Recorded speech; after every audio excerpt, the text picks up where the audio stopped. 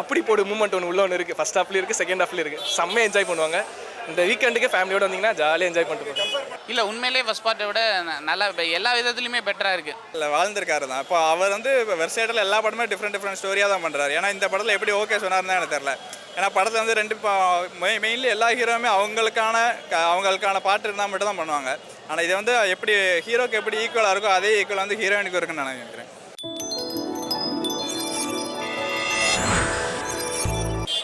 சூப்பராக இருந்துச்சு. சூப்பராக 2 வேறு லெவலாக இருந்துச்சு. சூப்பராக இருந்துச்சு. நல்லா இருந்துச்சு. நல்லா இருக்கான். Nice movie.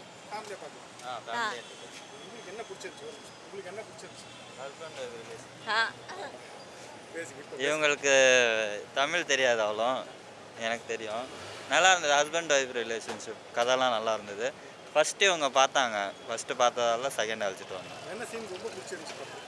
ஃபேமிலி அந்த அவங்க ரிலேஷன்ஷிப்பு பாப்பாது அது எல்லாம் நல்லா இருந்தது. தேர்ட் பர்சன் இன்வால்வ் ஆகக்கூடாது, வீட்டு பிரச்சனையாக வீட்டிலே முடிச்சுக்கோங்க, அது மாதிரி இருக்கிறது நல்லா இருந்தது. ஃபேமிலியாக பார்க்கலாம், சூப்பராக இருக்குண்ணா படம். இல்லை அது அப்பா பொண்ணு சென்டிமெண்ட்லாம் நல்லா இருக்கு.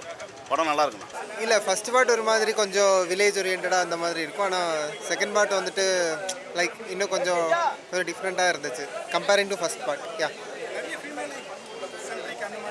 ஆமாம் ஃபீமேல் சென்ட்ரிக் தான். லைக் ஹாப்பி டு சி இந்த மாதிரி கொஞ்சம் ஃபீமேல் சென்ட்ரிக்காக இப்போ நிறைய வருது ரீசெண்டாக. ஸோ யா நல்லா இருந்துச்சு.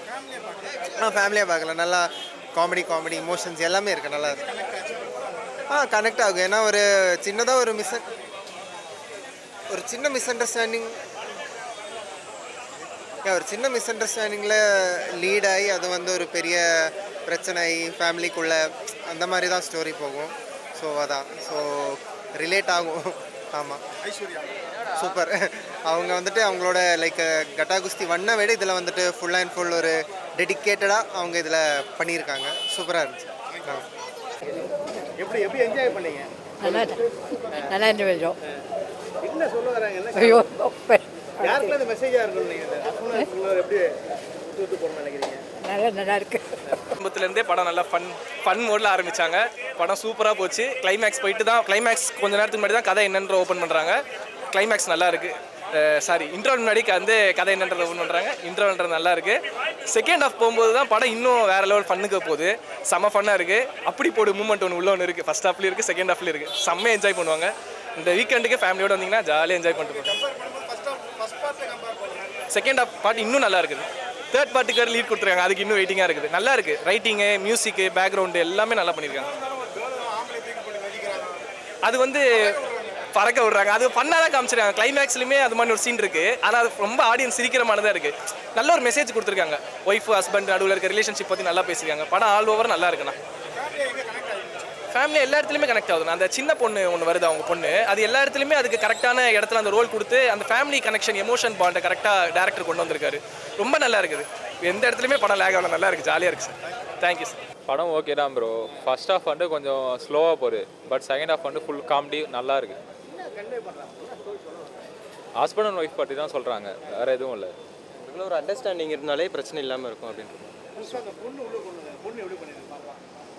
ஆக்ஷன் நல்லா பண்ணியிருந்தாங்க. குழந்தை நல்லா ஆக்டிங் பண்ணியிருந்தாங்க. நல்லா இருந்தது.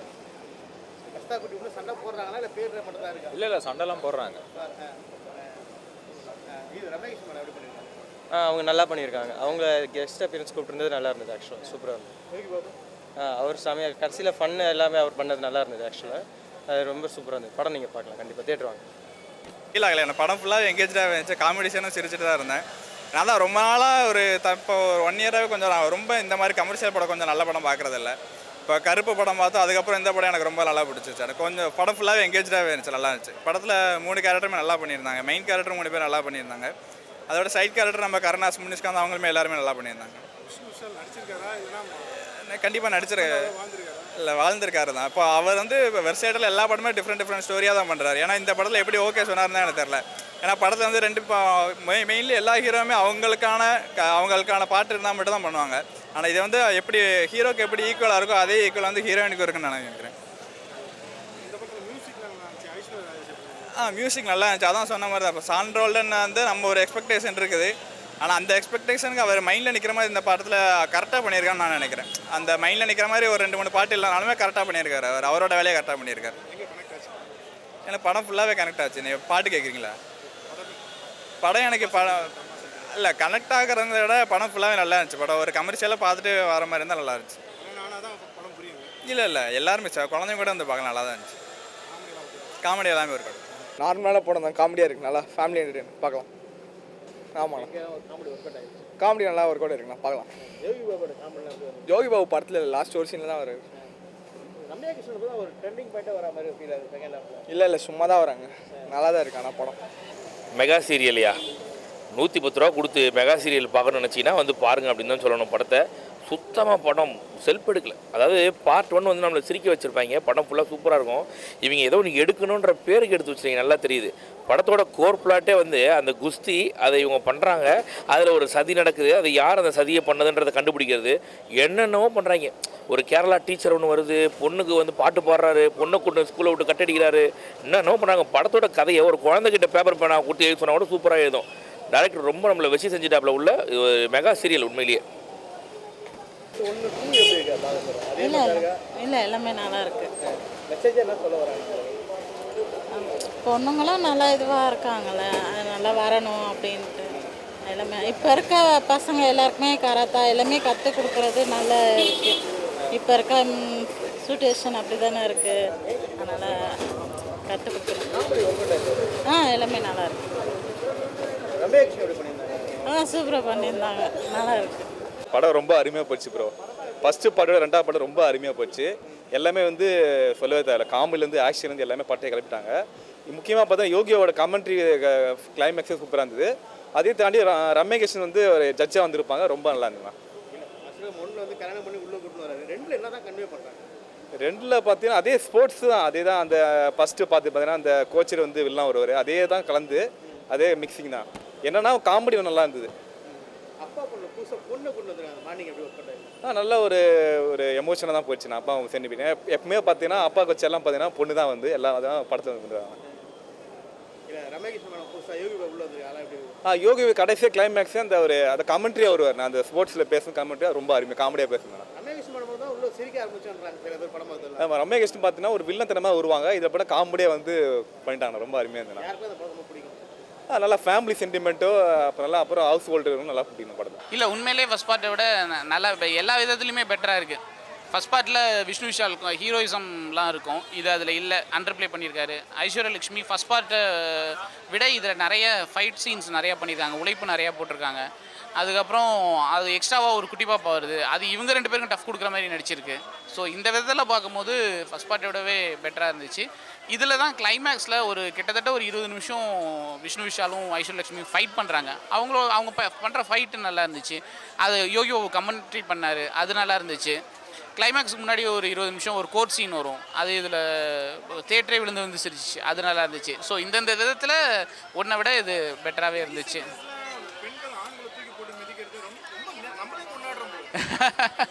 இல்லை இவ்வளோ நாள் அதை நம்ம ஆப்போசிட்டாக பார்த்துட்டோம்ல. ஸோ இப்போ அதை இப்போ ஒன்றும் இல்லை, இப்போ தப்பு பண்ணுற வில்லனை ஹீரோ தூக்கி போட்டு மிதிக்கும் போது நமக்கு ஒரு சந்தோஷம் வருதுல்ல, அந்த மாதிரி இவ்வளோ நாள் மிதி வாங்கிட்டு இருந்தவங்க திருப்பி அடிக்கும் போது நமக்கு ஒரு அதே தான். ஃபஸ்ட்டு எல்லா படங்கள்லையும் வில்லன் அடிச்சுக்கிட்டே இருப்பார், ஹீரோ வாங்கிட்டு இருப்பார், திருப்பி அடிக்கும் போது நமக்கு ஒரு சந்தோஷம் வரும்ல, திருப்தி வரும்ல. அந்த மாதிரி இவ்வளோ நாள் அடி வாங்கிட்டு இருந்த பெண்கள் திருப்பி அடிக்கும் போது ஒரு திருப்தி வருது. இல்லை அப்புறம் கதைன்னு ஒன்று இருக்குல்ல, அந்த இறுதி காட்சி ஏன் நடக்குதுங்கிற கதை வேணும்ல, அதை நோக்கி தானே போகும். பிறகு டக்குன்னு ஃபஸ்ட்டு சீன்லேயே ஹீரோயினும் ஒரு ரெஸ்லிங் மேட்ச்சில் போய் பண்ணுறாங்க அப்படின்னா எதனால அவங்க அந்த ஃபைட் பண்ணுறாங்கன்ற ஒரு கதை வேணும்ல, அதுதான். ஃபஸ்ட்டு ஹாஃபில் சண்டைக்காரி பாட்டு வரும், செகண்ட் ஹாஃபில் ஒரு அப்பா பொண்ணு சாங் வரும், ரெண்டுமே நல்லா இருந்துச்சு. அதுக்கான கோரியோகிராஃபி, சினிமாட்டோகிராஃபி அந்த எல்லாமே நல்லா இருந்துச்சு. அதுதான் அதனால தான் மியூசிக் நல்லா இருக்குது அப்படின்னு சொல்கிறது. ஃபஸ்ட்டு பார்ட் மாதிரி இருக்கும்னு சொல்லிட்டு அதே காம்பினேஷனில், ஸோ அந்த மாதிரி எதிர்பார்த்தோம். அந்த மாதிரி இல்லை, கொஞ்சம் நீட்டி ரொம்ப எக்ஸ்டெண்ட் பண்ணி எடுத்த மாதிரி இருந்துச்சு படம். ஒரு சில சீன்ஸ்லாம் ரொம்ப நல்லா இருக்குது, பட் இருந்தாலும் கொஞ்சம் எக்ஸ்டெண்ட் பண்ணி நிறைய விஷயத்தை இழுத்து எடுத்துட்டாங்களோ அப்படின்னு தோணுச்சு. அதுவும் இருக்குது, ப்ளஸ் ஹஸ்பண்ட் அண்ட் ஒய்ஃப் வந்து சேர்ந்து இருக்கணும் அப்படிங்கிற விஷயத்தும் நல்ல விஷயம் நிறையா சொல்கிறாங்க. கருணாஸோட காமெடிஸ் ரொம்ப ரொம்ப நல்லா ஒர்க் அவுட் ஆயிருக்கு. பட் அப்படி இருந்தாலும் நிறைய விஷயங்கள் ரொம்ப இழுத்துட்டாங்க. ரொம்ப ரொம்ப அலுப்பு தட்டுற மாதிரி இருந்துச்சு. ஆனால் ஃபஸ்ட் பார்ட்டில் அப்படி இருக்காது. ஸோ ஒவ்வொன்று ஸ்க்ரீன் ப்ளே வேறு மாதிரி, பட் இந்த பார்ட்டில் என்னென்னா கொஞ்சம் எக்ஸ்டெண்ட் பண்ணி ரொம்ப இழுத்து அடித்த மாதிரி இருக்கிறதுனால படம் கொஞ்சம் அந்த மாதிரி இல்லாமல் ஒரு ஆவரேஜான படமாக இருக்கிற மாதிரி தோணுச்சு. படம் சரியான ஃபன்னாக இருக்குது. படம் ஒன் டைம் வாட்சபிள் மூவி தான். ரொம்ப மோசமாக இருக்குமோன்னு நினச்சிட்டு இருந்தோம் ஃபஸ்ட் ஹாஃப் பொறுத்தவரை. செகண்ட் ஹாஃபில் வந்து பேலன்ஸ் பண்ணிட்டாங்க. ஃபஸ்ட் ஹாஃப் பொறுத்தவரை ஒரு ஆவரேஜ், செகண்ட் ஹாஃப் வந்து நல்லா ஃபன்னாக இருக்குது. சரியான மோட்டிவேஷன். கேர்ள்ஸுக்குலாம் ரொம்ப பிடிக்கும். பாய்ஸ்க்கு எப்படின்னு தெரில, ஜென்சி கிட்ஸ்லாம் பிடிக்குமான்னு தெரியாது. பட் ஆனால் கேர்ள்ஸுக்கு செம்ம மோட்டிவேஷன் படம். One time வாட்சலாம்.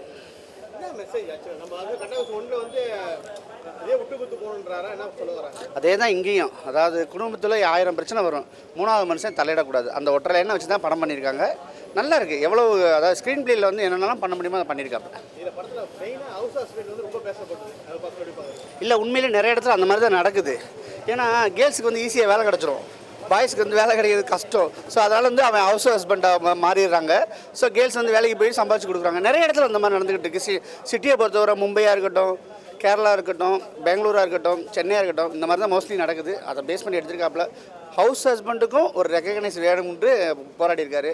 விஷ்ணு விஷால் வந்து அழுதுகிட்டு சொன்னாப்புல, எனக்கு ரெக்கக்னைஸே இல்லைன்னு. கண்டிப்பாக ப்ரோ, ப்ராமிஸ் நீங்கள் வந்து இந்த படத்தை மூலமாக உங்களுக்கு ரெக்கக்னைஸ் கிடச்சிச்சுன்னு நினைக்கிறேன். சார், அந்த பொண்ணு ஒரு வீட்டில் இந்த மாதிரி ஒரு பொண்ணு இருந்துச்சு வச்சுங்களேன், பிரச்சனையே கிடையாதுங்க. சந்தோஷமாக இருக்கலாம், காசே இல்லைனாலும் சந்தோஷமாக இருக்கலாம். அப்படி அந்த பொண்ணு எங்கேருந்து தான் கண்டுபிடிக்கிறான்னு தெரில. அவ்வளோ சூப்பர் பொண்ணு. இந்த பொண்ணு வந்து அப்படியே அப்பாவுக்கும் அம்மாவுக்கும் ஒரு பிரிட்ஜாக அருமையாக பண்ணியிருக்கேன் அந்த பொண்ணு. உண்மையிலே சொல்ல நான் எதிர்பார்க்கல சார். சான்ஸே இல்லை. கொஞ்ச நேரம் வந்தாலும் அலப்பறை பண்ணிடுறாப்புல. இதுதான் ஆர்டர்னு சொல்லும் போது எல்லாருமே சிரிச்சுறாங்க. நல்ல ஃபன்னி எலிமெண்ட்ஸ் நல்லா இருக்குது. ரொம்ப நாளைக்கு அப்புறம் கருணாஸ் வந்து வேலை பார்த்துருக்காரு. இவ்வளோ நாள் அரசியல்வாதி வந்துட்டு பண்ணலன்னு நினைக்கிறேன். இந்த படத்தில் நல்லாவே வேலை பார்த்துருக்காரு. செம்மையாக ஒர்க் அவுட் ஆயிருக்கு அவரோட காமெடி.